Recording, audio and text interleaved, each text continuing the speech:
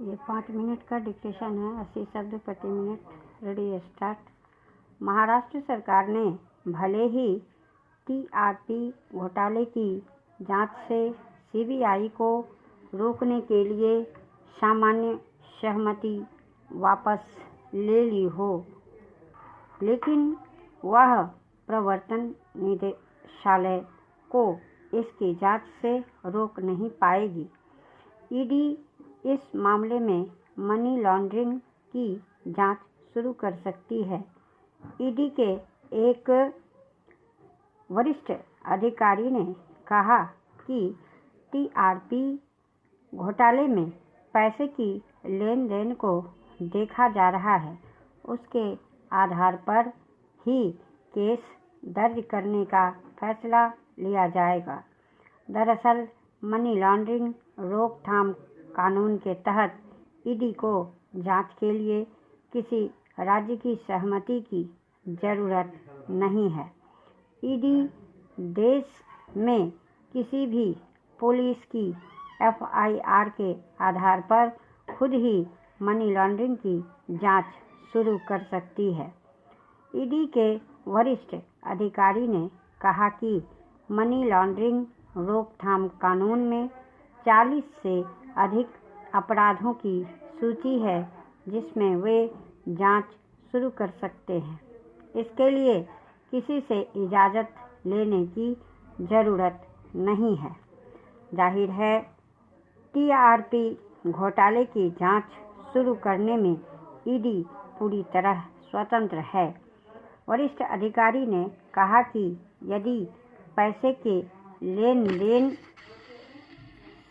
के सबूत मिलते हैं तो वे निश्चित रूप से मनी लॉन्ड्रिंग के तहत जांच शुरू करेंगे। दरअसल टीआरपी घोटाले में मुंबई पुलिस जांच कर रही है और इस सिलसिले में कुछ लोगों को गिरफ्तार भी कर चुकी है, लेकिन उस पर पक्षपात के आरोप लग रहे हैं। इस बीच लखनऊ में इसी मुद्दे पर एफआईआर दर्ज हो गई।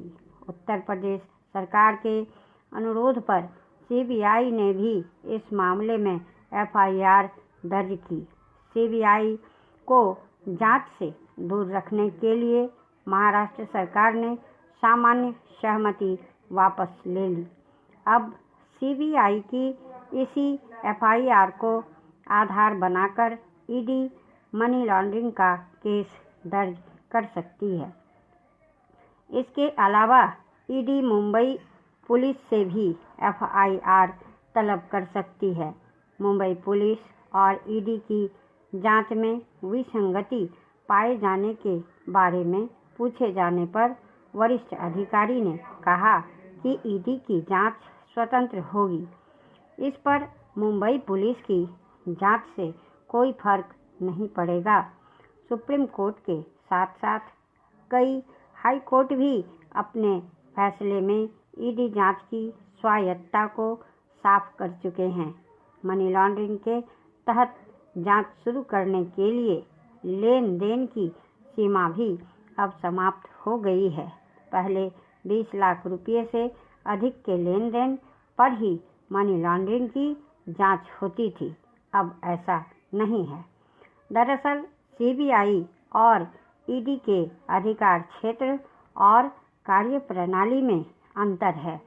सीबीआई का अधिकार क्षेत्र केंद्र सरकार या केंद्र शासित प्रदेशों के कर्मचारियों तक सीमित है।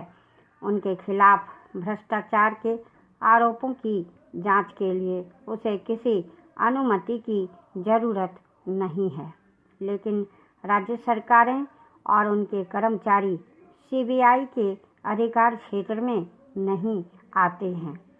सीबीआई राज्य में किसी केस की जांच तभी शुरू कर सकती है जब संबंधित राज्य सरकार खुद जांच के लिए कहे या फिर हाई कोर्ट या सुप्रीम कोर्ट आदेश दे। इससे अहम बात यह है कि सभी राज्यों ने सीबीआई की बेरोक-टोक जांच के लिए सामान्य सहमति दी हुई है। इससे सीबीआई को जांच के सिलसिले में राज्य मशीनरी का सहयोग लेने का अधिकार मिल जाता है यदि यह सहमति वापस ली जाती है।